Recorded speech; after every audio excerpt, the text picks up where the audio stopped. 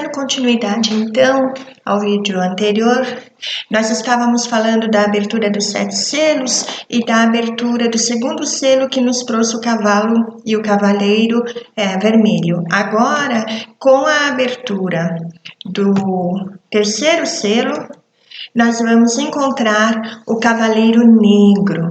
E o cavaleiro negro traz na mão uma balança, né? E esse cavaleiro negro, ele diz respeito à ignorância, ao período de ignorância espiritual do nosso planeta Terra. Então, ele diz respeito à submissão da religião aos poderes do mundo, aos poderes do homem, aos interesses mundanos, mostrando o lado humano sem a visão espiritual, ou seja, a tomada para si de todos os valores morais, éticos, espirituais trazidos por Jesus, por parte do ser humano, do espírito encarnado ou desencarnado, né? Porque nós sabemos que a relação entre os mundos é constante e é recíproca, e nessa relação houve então o submeter-se à doutrina do mestre sob os interesses humanos, sob as paixões humanas. Nós vemos muito isso dentro do processo de evolução do cristianismo, de evolução, do desenvolvimento do cristianismo, na verdade, e nós podemos constatar isso quando nós verificamos que a época de Constantino, em mais ou menos 311 depois de Cristo, começou a acontecer dentro da estruturação do cristianismo, que nessa época já estava sofrendo, né? Já tinha incutido muitas interferências. Houve o sincretismo com doutrinas pagãs que fizeram aí uma imersão dentro do cristianismo e promoveram algumas diferenças dentro daquilo que os primeiros apóstolos e que o próprio mestre Jesus tinham deixado como caminho. E nós vemos também que a partir do ano de 538 depois de Cristo, a igreja oficial, ou seja, a igreja de Roma torna oficial para si o cristianismo, transformando em catolicismo. E aí incute no cristianismo a sua estruturação, os seus dogmas, os seus rituais, o seu controle, usando a religião como forma de opressão, como forma de controle político, social, dos reinos e como opressão mesmo, como ferramenta de opressão do povo e de controle. Então nós vemos que é um período, esse cavaleiro negro, ele representa um período de trevas morais, ele representa essa obscuridade, ele representa um período em que houve as pestes, né? É um período de maldição. Em que sentido? Um período em que o homem rompe a sua ligação, a sua busca com o evangelho verdadeiro e passa a submeter a sua crença, a sua fé, apenas aquilo que a opressão da religião lhe coloca e aquilo que lhe é exigido de fora, ou então intimamente valores que não foram incorporados por ele, mas que lhe são obrigatórios, então ele passa a ser reprimido para vivenciar esses valores que não são valores morais elevados, mas sim simulacros de elevação e de pureza. Nós também vemos que, junto com a balança, no texto referente ao terceiro selo, se fala muito sobre a questão do dinheiro, que tudo era comprado com o valor do dinheiro. Então, a palavra de Deus, ele faz várias citações demonstrando comercialismo, demonstrando o comércio, ou seja, o valor mundano que se deu para manipulação da religião. Então, esse terceiro selo, esse cavaleiro negro tem essa representação. Depois ele fala do quarto selo, da abertura do quarto selo, quando surge o cavaleiro amarelo com o cavalo amarelo. E aí ele fala que esse cavaleiro amarelo, ele veio com o poder de matar.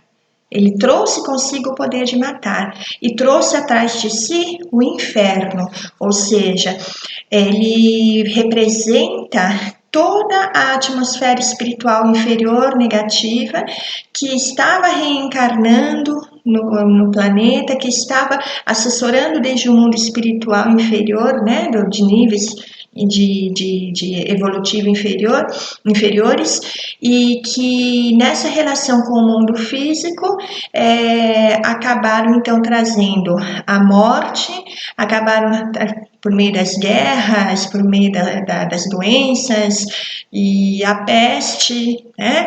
Também fala sobre os cataclismos provocados pela ação do homem. Então nós podemos ver que tudo isso, se a gente pegar a parte da religião, nós vamos ver que se coloca um determinado período, né? Agora, hoje em dia, tirando a questão do Estado Islâmico, a gente não vê mais essa perseguição com morte por causa de religião da maneira como era antes. Existem alguns casos pontuais, mas não como era antes. Mas nós vemos os cataclismos que foram provocados pelo ser humano sobre a natureza, em cima da natureza, e que agora desencadeiam ainda mais situações complicadas, né? Trazendo desolação. E fala também que esse poder de matar, além de ter sido pelos cataclismos, pela peste, veio por meio das feras da terra. Então é aquilo que eu falei, as feras da terra fazem referência a esses espíritos encarnados ou não, que estavam, né, convivendo e atuando na nossa atmosfera e através de seus posicionamentos, através das suas ideias, dos seus ideais, das suas condutas, das suas lideranças, das suas influências, acabaram trazendo e estão trazendo ainda em muitos aspectos essa morte e esses cataclismos e essa desolação toda, e hoje em dia a própria pandemia e assim por diante, né? Então esses são os 4 cavaleiros do Apocalipse que nós encontramos na abertura dos 4 primeiros selos do livro de 7 selos. O quinto selo, quando há a abertura do quinto selo, então a gente encontra a narrativa ou a narração de João sobre os mártires que estavam sob o altar e a veste branca. Então, esses mártires que estavam sob o altar, eles estavam aguardando e rogando ao Mestre Jesus, ou seja, rogando ao Cordeiro e a quem estava no trono, que zelasse por eles. E a gente vê que esses mártires que estavam lá que surgiram quando se abriram, ou quando se abriu o quinto selo, eles seriam os espíritos, ou a representação dos espíritos que estão dentro do processo evolutivo buscando a sua regeneração íntima, buscando a vivência realmente da reforma íntima, a vivência do evangelho, a sua construção sobre os valores do Mestre Jesus. E essas perseguições que aconteceram e que fazem parte, né, por causa da própria lei de ação e reação, de causa e efeito, e do próprio progresso e evolução, e da lei de sociedade, tiveram o seu papel e aconteceram desde as perseguições que Nero, Domiciano, o próprio Herodes Antipas instituíram aos cristãos até os dias de hoje. Cada um dentro do seu contexto, aconteceram até os dias de hoje. Então, nós sabemos que todos aqueles que se propõem a fazer o bem e se propõem a crescer intimamente, acabam tendo que enfrentar intimamente os seus próprios monstros, as suas próprias feras íntimas, mas também acabam tendo que enfrentar as influências espirituais que tentam dissuadir, que tentam atrapalhar, combater mesmo a luz, seja a luz íntima que está se acendendo no coração de cada espírito que trabalha em si para essa renovação, seja a luz para o mundo, para pequenas comunidades, para dentro de um lar, para numa instituição, ou que se projeta para o mundo. Então a gente percebe, por exemplo, que assim como os cristãos, assim como os hereges, assim como as pessoas que se propuseram a lutar pelo bem, né, a fazer o bem fluir e as verdades aparecerem no decorrer da história, hoje em dia, toda vez que um de nós se propõe a começar um curso de estudos dentro da doutrina espírita, por exemplo, né? Ou uma pessoa se propõe a voltar-se para Deus dentro da religião que escolheu, mas de maneira sincera, verdadeira, buscando os valores corretos e não a parte material. Começa a fazer um tratamento espiritual, começa a trabalhar no bem, a fazer um trabalho voluntário. A gente percebe o quê? Que tudo se torna muito difícil. No começo é uma empolgação, depois as dificuldades, as trovoadas, né? Os trovões, trovoadas, dificuldades começam a surgir, começam a cair pedras imensas na cabeça da gente, que são tudo aquilo que tenta fazer com que a gente pare, com que a gente desvie a atenção, com que a gente, até quem nunca teve emprego, consegue emprego para deixar de realizar determinado trabalho voluntário, ou quem nunca conseguiu entrar numa faculdade, de repente entra para não conseguir ter tempo mais de participar de um curso numa casa espírita, por exemplo, né? Ou quem nunca teve problema na família, começa a ter um monte de problema para não ter como sair de casa e assim por diante. Então a gente percebe que essa movimentação da espiritualidade maior, ou da espiritualidade inferior, aliás, na tentativa de bloquear o bem, é muito intensa. O bem íntimo, aquele particular, e o bem coletivo. E aí, os mártires sob o altar representam aqueles espíritos corajosos que, apesar das dificuldades e mediante as dificuldades, se propuseram a realmente perseverar, a realmente conseguir e conquistar a sua evolução, espalhar o bem, semear sementes de amor, ajudar a quem estava ao seu alcance e se manter fiéis aos ensinamentos do Mestre em sua essência. Então, esses mártires referem-se a isso. Essa veste branca de que eles estavam vestidos, né, trajados, significa o quê? Significa que são espíritos que, conforme foram galgando os degraus da sua evolução, tiveram a conquista dessa evolução. Ou seja, o que nós angariamos moralmente falando, espiritualmente falando, nos pertence. Então, mesmo que nós estejamos no meio de um furacão, as coisas ao nosso redor podem estar voando, dando tudo errado. Muitas pessoas podem estar passando por dificuldades que não estão nos atingindo. Será que é porque nós somos os preferidos de Deus? Ou será que naquele momento aquilo não é necessário para nós, porque naquilo nós já aprendemos? Então, nós já estamos vestindo a veste branca, né? As nossas conquistas nos acompanham sempre. Não há como nós estarmos à mercê de efeitos que já não têm mais em nós a causa. É assim que a lei funciona. Então, esses vestidos de branco, eles já tinham galgado, feito o seu trabalho para evoluir. E aí é pedido, né, que eles permaneçam permaneçam nessa trajetória evolutiva e aguardem, porque eles são os herdeiros da Terra. Nós somos os herdeiros da Terra desde que estejamos fazendo a nossa parte. Então, os sacrifícios, os tormentos, eles são os que constituem a nossa caminhada, porque nós estamos aqui nesse mundo, porque nós estamos à mercê daquilo que nós mesmos plantamos, no individual e também no coletivo, porque nós vivemos em sociedade, uma das leis naturais é a própria lei de sociedade, né? Mas Jesus já dizia que são bem-aventurados os que têm fome e sede de justiça, porque serão consolados. E que bem-aventurados são também os mansos e pacíficos, porque herdarão a terra, não é assim?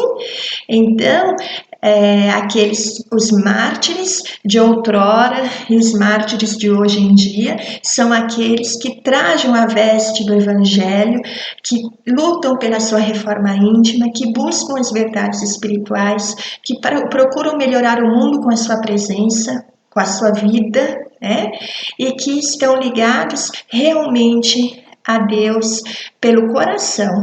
E por isso eles não servem a Deus e a Mamon, como dizia Jesus, servem a Deus, porque toda religião que busca negociar entre Deus e Mamon, ou seja, entre o espiritual e o material, acaba se desequilibrando e rompendo ou com um lado ou com o outro. Depois nós temos o surgimento do sexto selo. E o sexto selo fala sobre os sinais do céu e os 144 mil eleitos. Olha que interessante. Esse selo fala sobre as coisas que aconteceriam, em relação às comoções da Terra. As comoções que aconteceriam na Terra. Então, continua fazendo referência aos cataclismos, aos terremotos, a todas as guerras, continua fazendo referência às interferências que o ser humano está fazendo em meio à natureza. Então fala uma das consequências, não fala exatamente isso lá, mas a gente pode perceber e interpretar o que hoje em dia já é uma grande preocupação da ciência em relação à mudança da inclinação do orbe terrestre e as alterações climáticas que advirão por meio dessa mudança da inclinação do nosso orbe, e também fala sobre, dentro dessas comoções, dentro dessas mudanças, dentro do que essas situações nos trarão em forma de progresso, de transformações, tanto climáticas quanto na questão da geografia da Terra e tudo mais, fala que haverá o aperfeiçoamento do tipo biológico para o ser humano, para a vida humana, por meio da evolução. Nós já vimos também, quando nós estudamos a questão da Gênese, que os nossos corpos materiais, eles vão se aperfeiçoando e se adaptando de acordo com a evolução do nosso espírito. Então, o espírito habita, entre aspas, o corpo. Então, é ele quem imprime no corpo, no decorrer do tempo, as transformações necessárias para essa adaptação da vida de acordo com o período, com a etapa que se está vivenciando dentro do processo evolutivo. Então, é uma das consequências e um dos sinais do céu, essa mudança. E aí surge novamente a bem-aventurança do Mestre Jesus sobre os mansos e pacíficos herdarem a terra, porque essas transformações estarão acompanhando esse período, esse processo de regeneração, que, conforme nos diz o Haroldo, dentro dos estudos realizados, demora aí uns 1000 anos para realmente se instalar na Terra como a gente espera que se instale. Então, até 2057, segundo Chico Xavier, nós estaremos realmente no processo de regeneração. Mas para que a regeneração, para que o planeta Terra seja uma Terra regenerada, já em condições de se dizer regenerada, vão aí uns 1000 anos mais ou menos. Então ainda demora um pouquinho, ainda tem muita tarefa da nossa parte, E esses mansos e pacíficos que herdarão a terra dizem respeito a esses 144 mil eleitos, o que não significa que é só esse número de espíritos que vão se salvar dos quase 10 bilhões que a gente tem na Terra e mais o triplo que tem no mundo espiritual, né? Esse é um número representativo e ele diz respeito aos espíritos que poderão permanecer na Terra porque estão se preparando e vieram se preparando através das reencarnações e se burilando, não digo se purificando, porque nós estamos muito longe da purificação espiritual, da pureza espiritual, mas que vieram se burilando espiritualmente e que estão em condições de acompanhar essa evolução.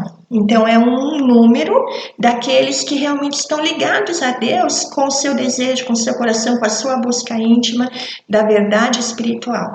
E os demais a gente já viu que são aqueles que necessitarão desse remanejamento espiritual, como aconteceu no processo dos exilados de Capela, a outro mundo onde possam continuar de acordo com a sua condição espiritual. Tá?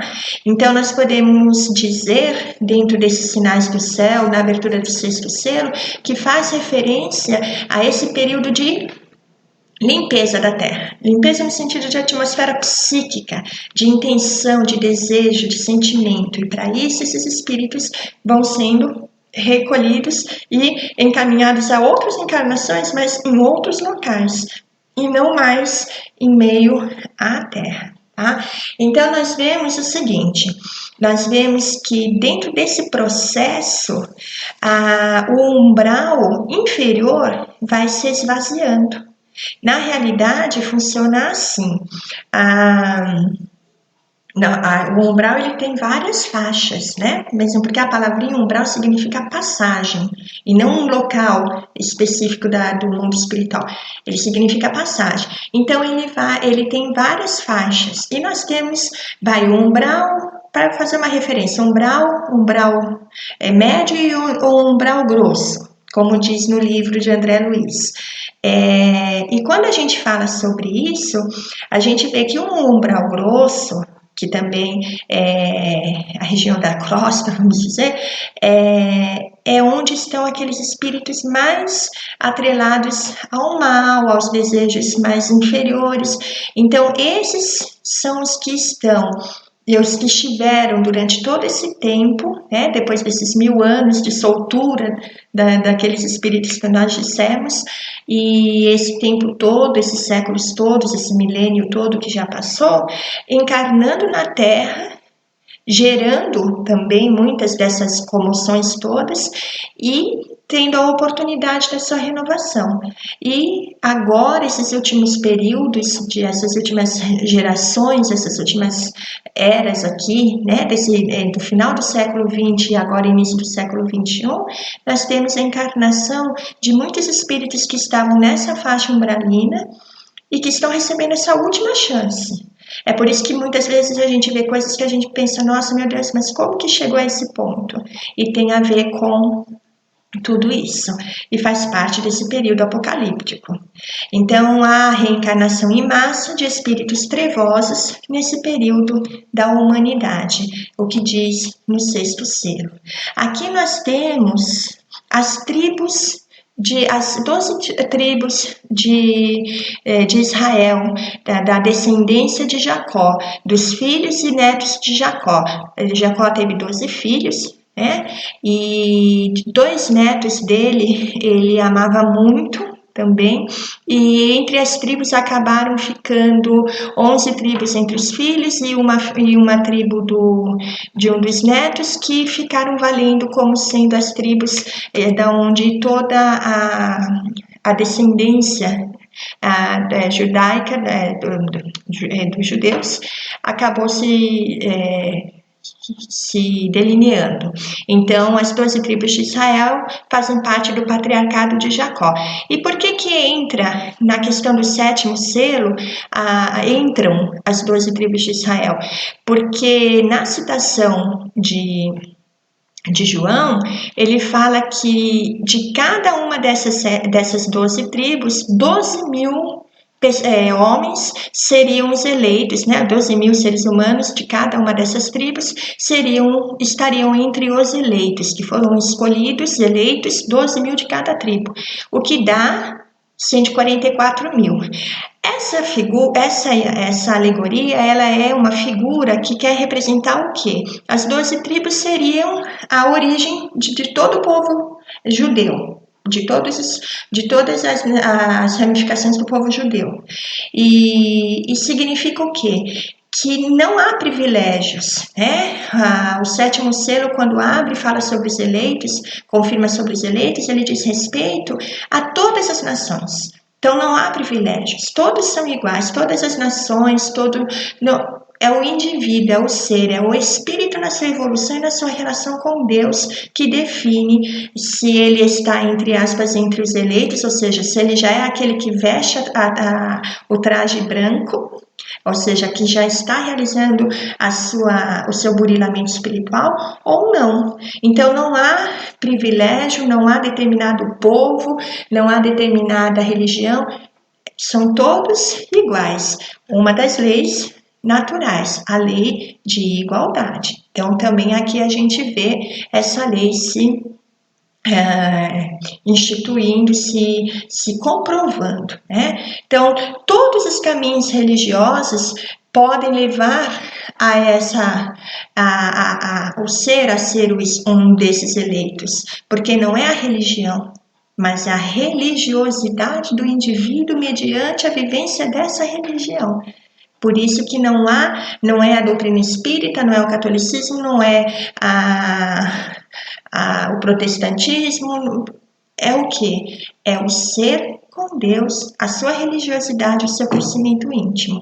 É a isso que se refere João quando ele fala sobre o sétimo selo. Então, esses 144.000 eleitos, eles estariam todos vestidos de branco, louvando, aparecem, né, uma multidão muito grande dentro da abertura, quando há a abertura desse selo, aparece uma multidão muito grande de espíritos vestidos de branco, louvando a Deus. E eles representam exatamente o quê? Os que foram vencedores de si mesmos, ou seja, que conquistaram a vitória na evolução junto à Terra, que vão poder continuar acompanhando a evolução do planeta Terra. E aí, dentro da visão dos mártires na glória, ou seja, desses mártires que conquistaram o direito de acompanhar a evolução da Terra por sua evolução natural, diz também, faz referência também à necessidade de que esses que já venceram suas próprias imperfeições, aguardem o tempo da separação do joio e do trigo, ou seja, que eles aguardem esse momento de transição planetária. Passando por esse momento, de que maneira? Então, João narra no Apocalipse que são aqueles que estão vestidos de branco, que glorificam a Deus e que trabalham no templo de Deus, e que lavaram e branquearam as suas vestes no sangue do Cordeiro. O que ele quer dizer exatamente com isso? Quando a gente olha sobre o panorama da doutrina espírita, a gente vai ver que são os espíritos, tanto que estão habitando o mundo físico quanto o mundo espiritual, ligados à Terra e à sua evolução, que mesmo com a conquista evolutiva, estão trabalhando nos dois planos da vida, no templo de Deus, ou seja, no amparo à humanidade, na disseminação do bem, no crescimento moral de todos, e continuam trabalhando consigo mesmos, na busca da sua perfeição. E eles lavaram e branquearam, eu não sei se antes eu falei louvaram, já não lembro, mas lavaram e branquearam as suas vestes no sangue do Cordeiro. O que é isso? Significa que foram salvos porque Jesus foi crucificado? Não. Não é o sangue de Jesus, o sacrifício de Jesus que salva ninguém, né?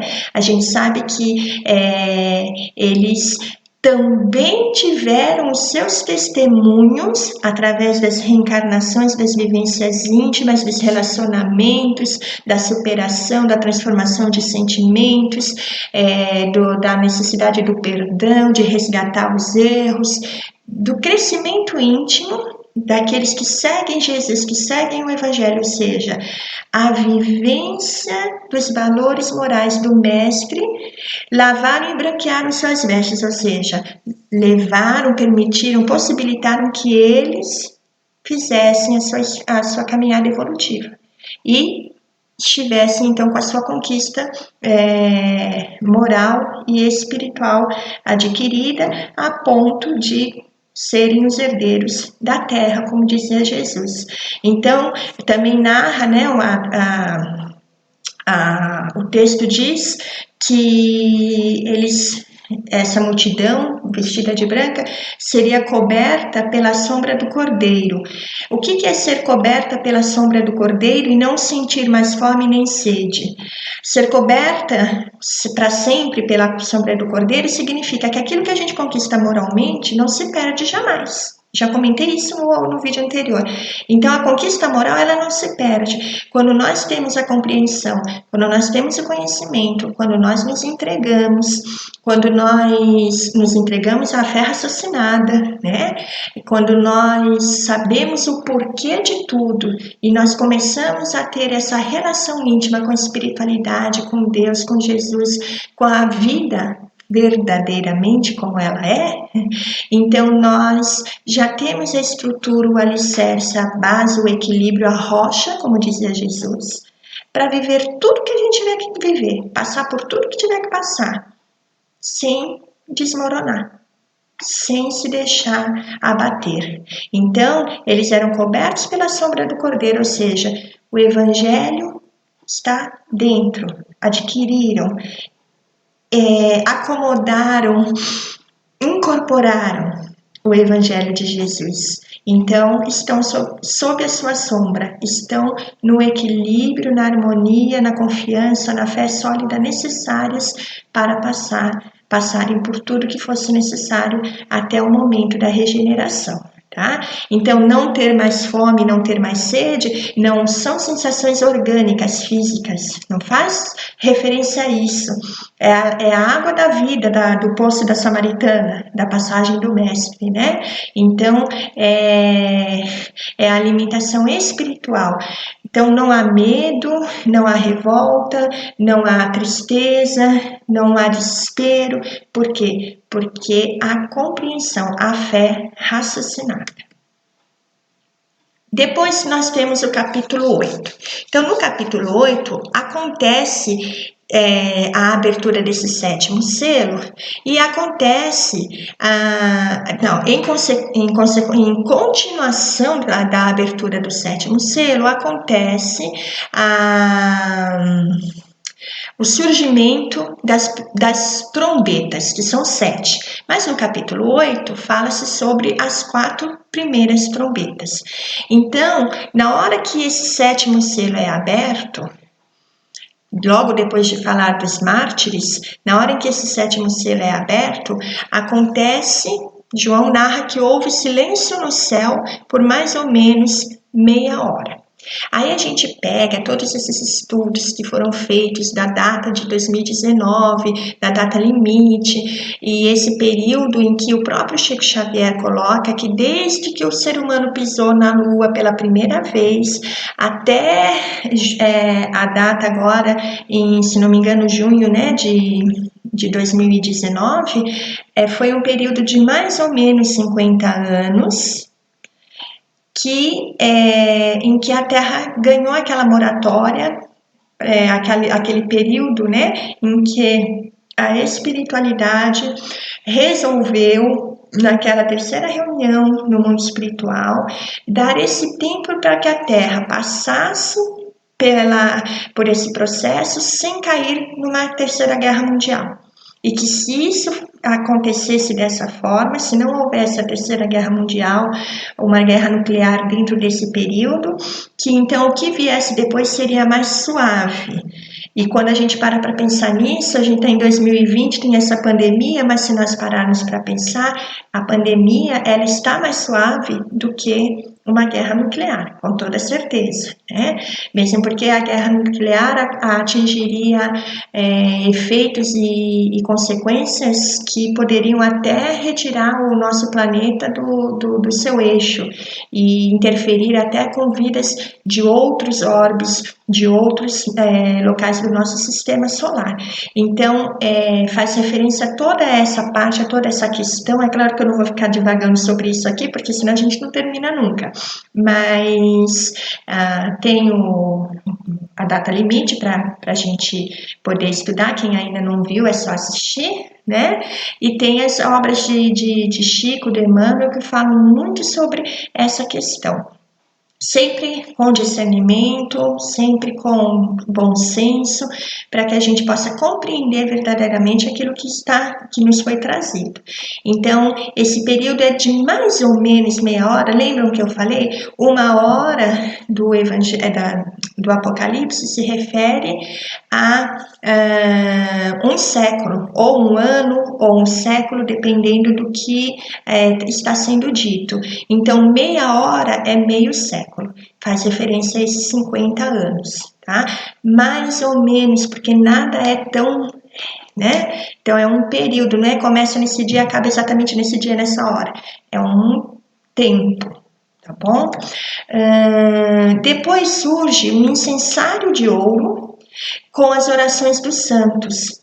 E esse incensário ele é levado por um anjo e ele é colocado nesse altar e as orações, esse incenso sobe até Deus. Esse incensário de ouro com as orações dos santos que sobe até Deus, o incenso, a fumaça dessas orações sobe até Deus, faz referência a quê? A gente pode pegar aí dois pontos importantes. A evolução da humanidade. Então, essas orações dos santos representam o quê? Que sobe até Deus. Representa o esforço de uma boa parte da humanidade em promover a sua evolução e levar em direção a Deus, ou seja, em direção ao progresso. Tá? E a outra forma também da gente perceber na parte espiritual é a contribuição da prece, da vigilância moral, do orar e vigiar, da elevação da sintonia mental e psíquica de todos aqueles que já compreendem e que já veem o mundo sob o aspecto espiritual e ajudam a elevar a sintonia da Terra, da atmosfera terrena, ao alto, a sustentar a atmosfera terrena, né, da humanidade, unida ao mais alto. E essa sustentação se dá por meio dos encarnados que estão sempre se esforçando por fazer essa ligação e dos desencarnados, os espíritos que trabalham nas hostes do bem, na seara de Jesus, auxiliando o planeta Terra e sustentando. Então, nós temos esse incensário que diz respeito a isso. Na passagem desse capítulo diz assim: e o anjo tomou o incensário e o encheu do fogo do altar e o lançou sobre a terra, e houve depois vozes e trovões e relâmpagos e terremotos.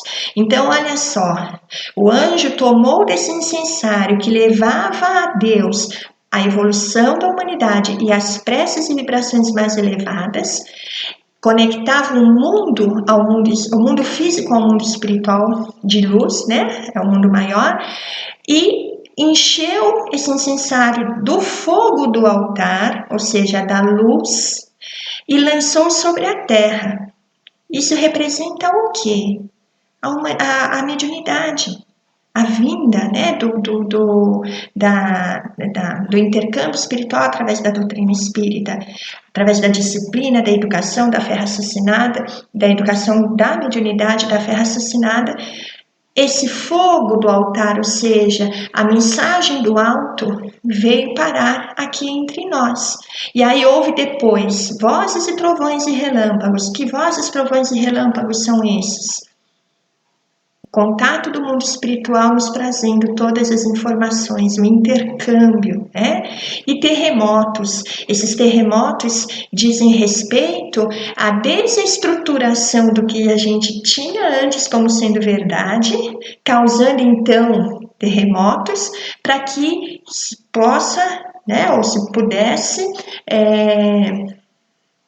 se reestruturar através da fundamentação das verdades trazidas por meio dessas vozes, por meio desse contato do mundo espiritual mais diretamente com a Terra, o que denota dentro do Apocalipse o amparo e a intervenção espiritual.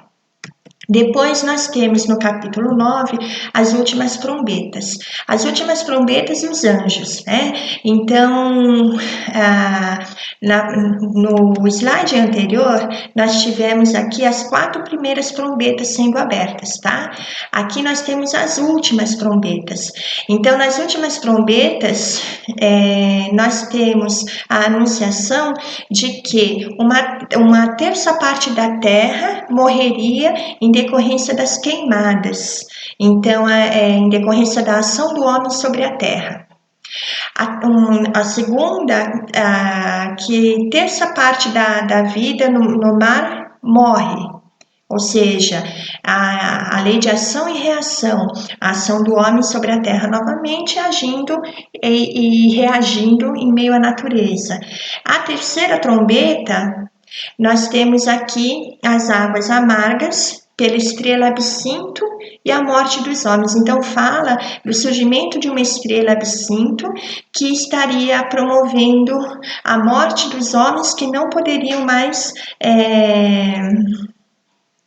estar, né, presentes na terra.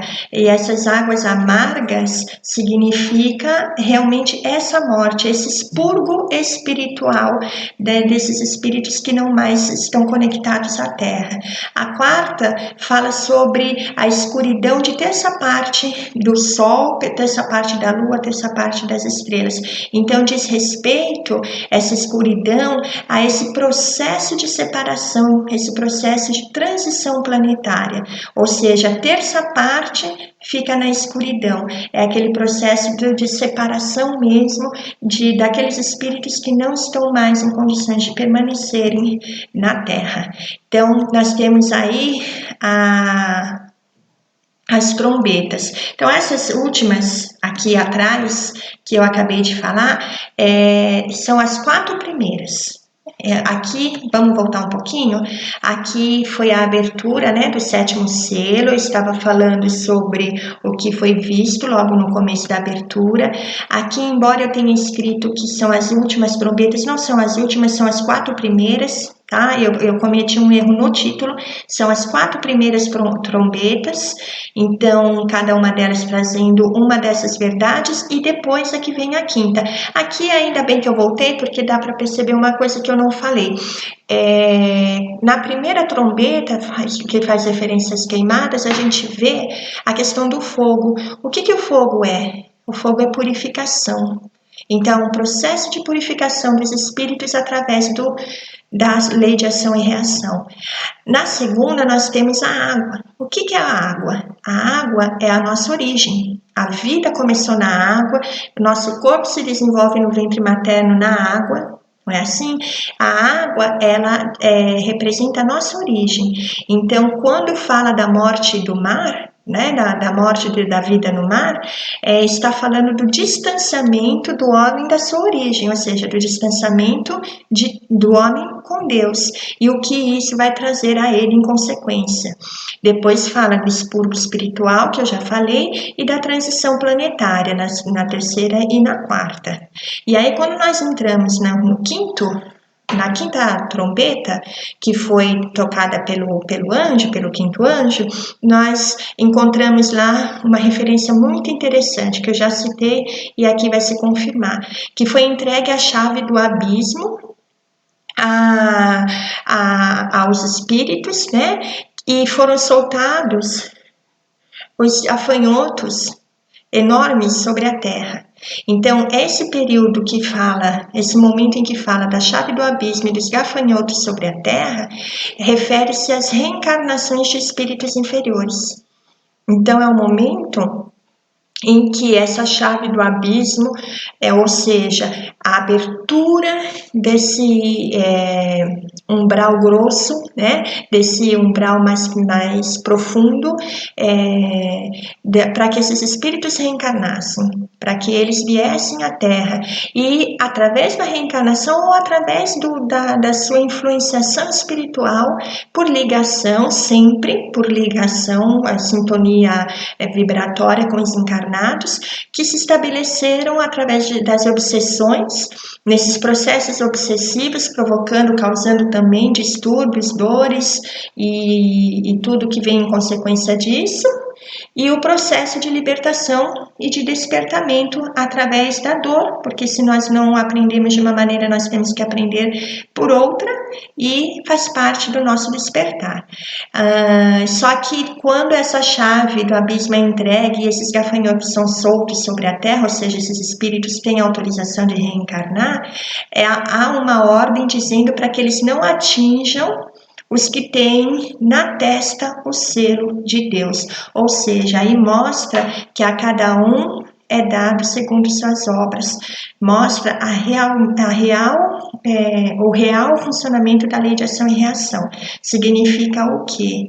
Que, embora esses espíritos estivessem já com a liberdade para reencarnar ou para agir espiritualmente sobre os encarnados, eles só teriam acesso a interferir, a influenciar aqueles que estavam na mesma conexão, na mesma sintonia e que estão ou estejamos ainda, né?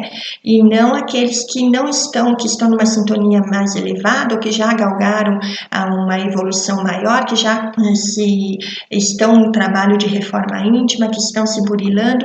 Então, a cada um realmente segundo suas obras. Ninguém sofre que não seja aquilo que é necessário para o seu aprendizado. Se a gente aprendeu, nós não precisamos mais da prova. Aí também os resgates dos nossos erros podem ser feitos pelo amor. Podem ser feitos pelo amor, não precisam ser pela dor.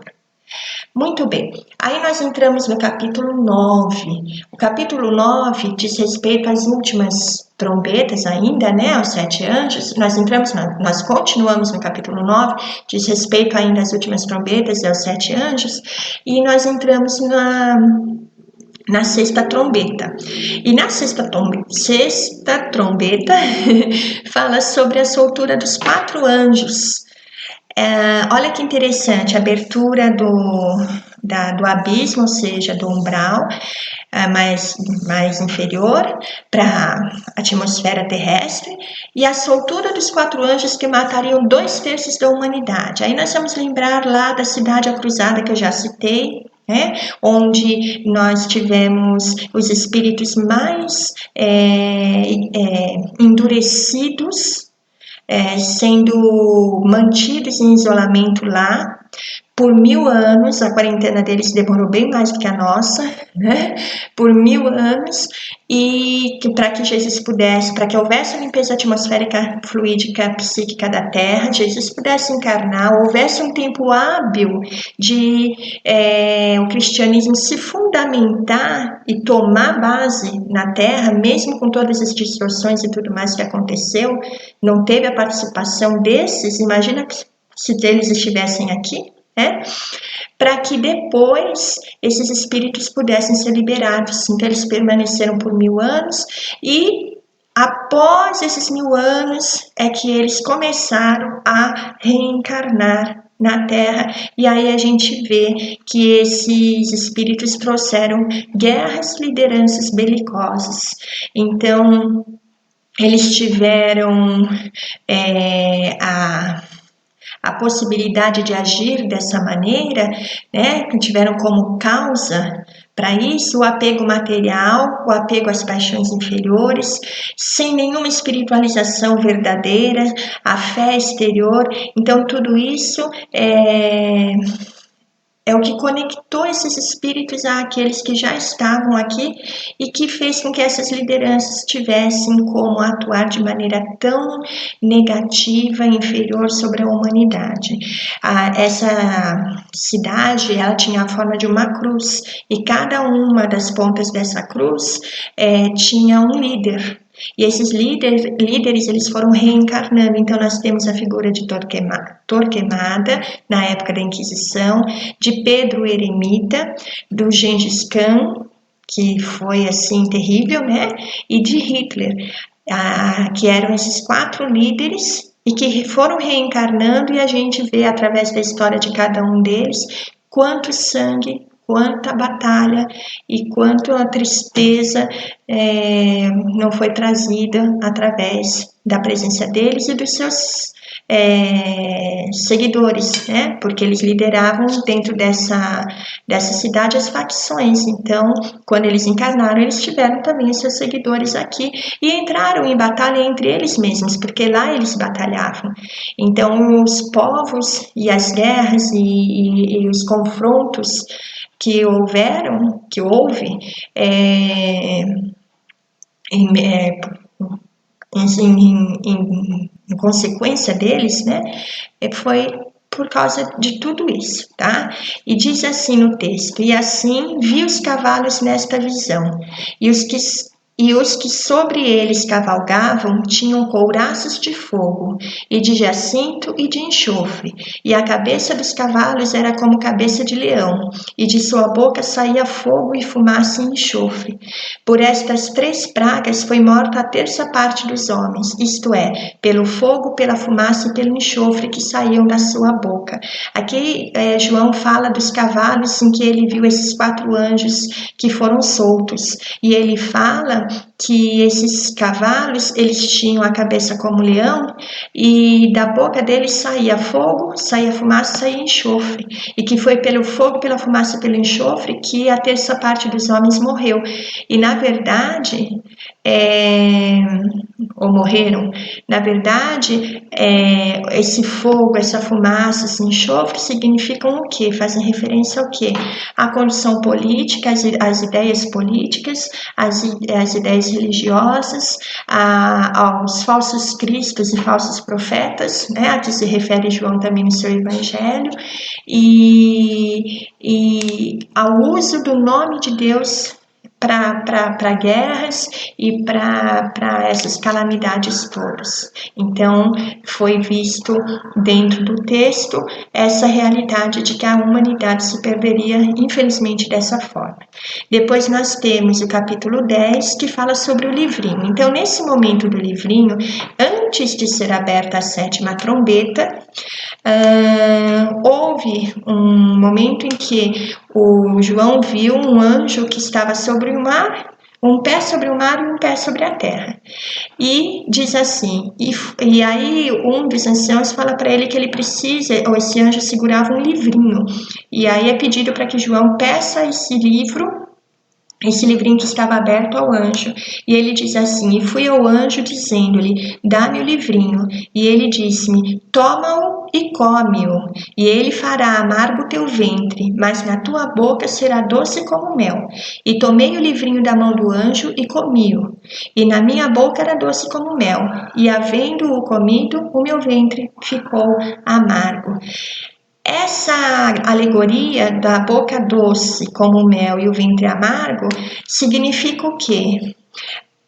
É representativo das paixões, das ilusões terrenas, né? Dos apegos terrenos, materiais, dos desvalores humanos. Então, as ilusões terrenas, elas são assim, elas são doces na nossa boca, ou seja, elas iludem a nossa alma, né? Mas elas são ruins, elas fazem mal, elas são amargas no nosso ventre, ou seja, digerir as consequências das nossas escolhas enganosas acaba nos fazendo mal, acaba nos trazendo dores, sofrimentos, consequências negativas. É isso que significa. Então, esse livrinho, ele traz um momento, que é o da abertura dessa 7ª trombeta, essa simbologia de que o mundo nos traz muitas ilusões, mas as consequências das nossas ilusões não são fáceis de serem depois assumidas. E é o que vem depois com a abertura do livrinho.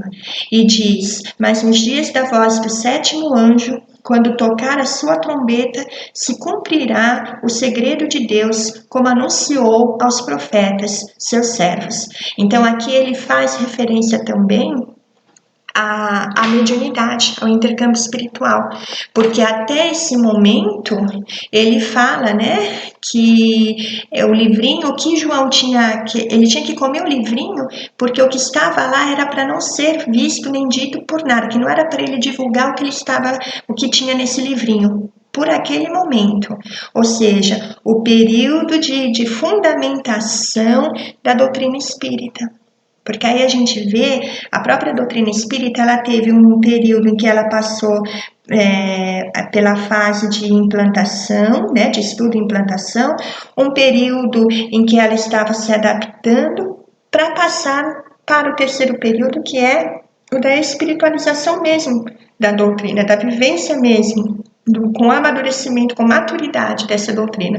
Então, a gente vê que esse primeiro período, né, esse momento em que ele não podia divulgar, era esse instante anterior à vinda da vivência da mediunidade de uma maneira mais disciplinada, com parâmetros, com diretrizes. Então, depois, no momento em que o Consolador viria, se cumpriria o segredo de Deus, ou seja, se abriria o mundo espiritual no intercâmbio com o mundo físico, que seria o advento do Espírito de verdade. E aí, então, também é pedido, dentro ainda desse processo, é pedido para que João pegue uma cana, ou seja, um cajado, para medir o templo de Deus e o seu altar. E quando fala isso no capítulo 11, aparecem duas grandes testemunhas. Essas duas grandes testemunhas fazem referência ao Antigo Testamento e ao Novo Testamento, ou seja, a Bíblia, né? E diz que essas duas testemunhas, elas testemunharam por 1260 anos, ou 1260 dias, que são 1260 anos, e que elas testemunharam durante esse processo. Ou seja, a igreja e a opressão religiosa teve um poder por 1260 anos, desde 1538, quando se tornou oficial como religião de Roma, até o momento em que chegou a Revolução Francesa, que fez, né, foi o ápice desse rompimento, dessa ruptura desse poder tão forte da igreja e a busca pela igualdade, liberdade, fraternidade e pelo idealismo da ciência, da razão. Então, foi esse período. E refere-se também, dentro desse período, às trevas da perseguição religiosa, que foi comandada com base no que dizem os textos canônicos e a percepção aos seus contraditores e hereges. Aí diz assim: e quando acabarem o seu testemunho, as duas testemunhas, né, a besta que sobe do abismo lhes fará guerra e as vencerá e as matará. Então, o que está dizendo aqui na verdade? João está fazendo referência ao Antigo Testamento, ao Novo Testamento, que serviram de fundamentação para todas as escolhas e vivências religiosas no decorrer desse período.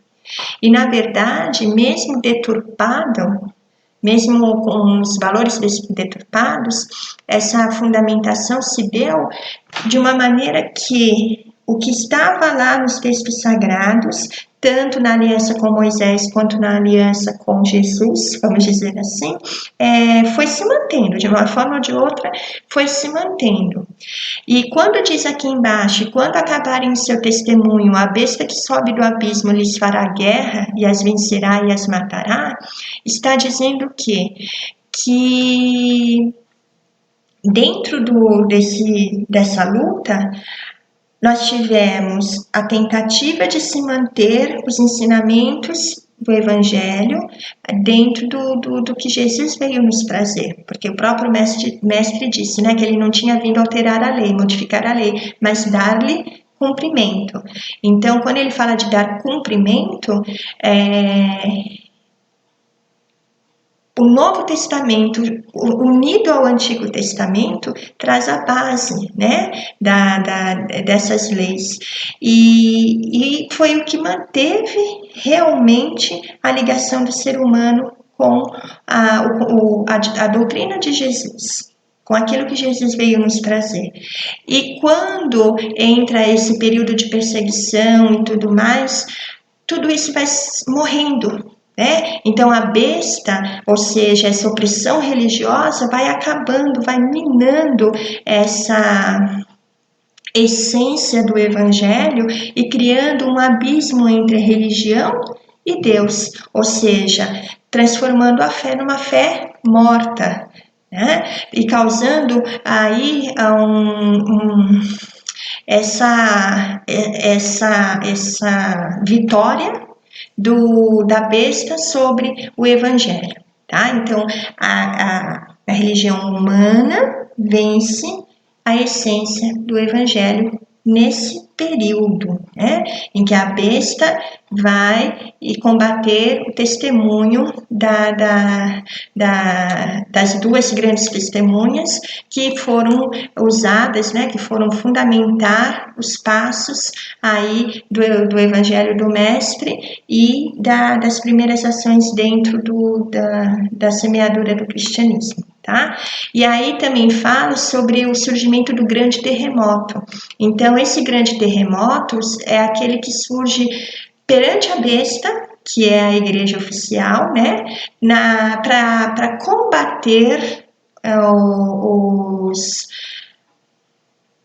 todos esses ideais, todas essas opressões que surgiram em decorrência dessa religião humana e para combater os reformadores, porque os reformadores, ou seja, aqueles que trouxeram o movimento da reforma protestante, tentavam implantar mudanças na religião.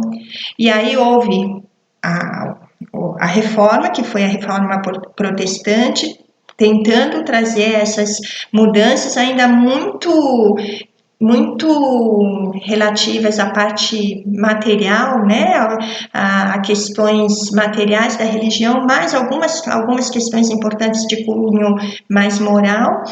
E os embates, então veio a Contra-Reforma da Igreja com o Index e mais outras coisas que foram surgindo dentro da Reforma, a própria Inquisição, perseguição aos protestantes, a Noite de São Bartolomeu.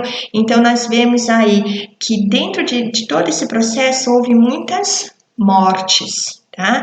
Então é a guerra da besta contra as duas testemunhas, fazendo com que a fé se tornasse morta, com que houvesse esse embate entre a tentativa de se implantar algo novo dentro da religião e o combate a essa implantação.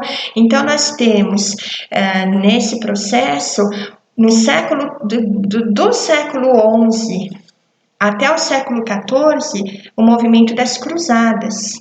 Nós temos no século XIII até o século XIX, culminando na espanhola, o processo de inquisição contra os hereges, contra aqueles que se levantavam contra a palavra da igreja. Nós tivemos no século XVI o movimento da reforma. E também no século XVI, a partir de 1545, o movimento da Contra-Reforma. Então, a reforma por parte dos protestantes, a Contra-Reforma por parte dos católicos, o que gerou o desenvolvimento, a retomada da Inquisição, né, que tinha cessado por um determinado período. Nós tivemos também, em 1572, a Noite de São Bartolomeu. Então, esses fatos são os fatos que dizem respeito a tudo isso que está falando aqui dessa batalha, né? E essa medida do templo de Deus e do seu altar é para mostrar o quê? Que aqueles que estavam ligados ao Evangelho verdadeiramente foram reencarnando para auxiliar a Terra a não perder esse contato com Deus. Mas houve esse embate, esse combate para que nada se transformasse. Por isso, houve a morte da fé nesse momento. E aí vem a 7ª trombeta com o 7º anjo, onde é comemorado a retomada de Jesus no direcionamento da terra no coração dos homens. O que significa isso, né? Que apesar de todo esse processo e de todos esses embates, com a tentativa das mudanças dentro da questão religiosa da humanidade, Jesus retoma o direcionamento da terra, ou seja, reconhece-se que é Jesus quem está na liderança do planeta e que tudo isso não mudou essa realidade. Jesus é o governador planetário, é ele que está à frente de tudo. Os homens manipulam as leis, manipulam as verdades, mas com o processo evolutivo a gente percebe que nada saiu do controle de Jesus. Então, dentro desse longo período entre a 6ª trombeta e a 7ª trombeta, é descrito, né, há referência a esse longo processo em que aconteceram todos esses fatos que eu citei, entramos no cientificismo, a razão virou o alvo de todas as explicações e ligações do homem, não mais com Deus, mas com a ciência. Aí, com a Revolução Francesa, isso se fortalece, e depois disso vários movimentos vão surgindo dentro do iluminismo, até que aparece quem? A doutrina espírita, nos trazendo então essa retomada de Jesus no direcionamento da Terra aqui para nós, palpável para nós, porque para Jesus sempre foi, né? Ele tem que aguardar, como um pai e uma mãe aguardam pelos filhos para aprenderem a andar. Ele foi aguardando, até que surgiu o momento do Consolador prometido e de se trazer à Terra esse intercâmbio espiritual. Por isso é dito, e abriu-se no céu o templo de Deus, e a arca da sua aliança foi vista no seu templo, e houve relâmpagos e vozes e trovões, e terremotos e grande saraivada. Então aqui a gente percebe o quê? Que houve essa abertura da arca da sua aliança, ou seja, fazendo referência à aliança do povo com Deus na época, né, da vinda dos 10 mandamentos, da construção da arca para guardar as tábuas de Moisés e depois do templo por parte de Salomão. Então essa aliança de Deus com seu povo, então faz referência a isso, e os relâmpagos, as vozes, os trovões, os terremotos e a grande saraivada é a comunicação, é o intercâmbio do mundo espiritual com o mundo físico, que aí não tinha mais como se negar a verdade espiritual que estava nascendo na Terra. E é lógico, mediante isso surgiram novas guerras, novas perseguições, não mais no sentido simplesmente material, físico, mas principalmente da atuação espiritual sobre os profetas, servos e santos, ou seja, sobre os médiuns, sobre aqueles que vieram implantar também a doutrina espírita no seio da Terra. Bom, nós vamos parar por aqui.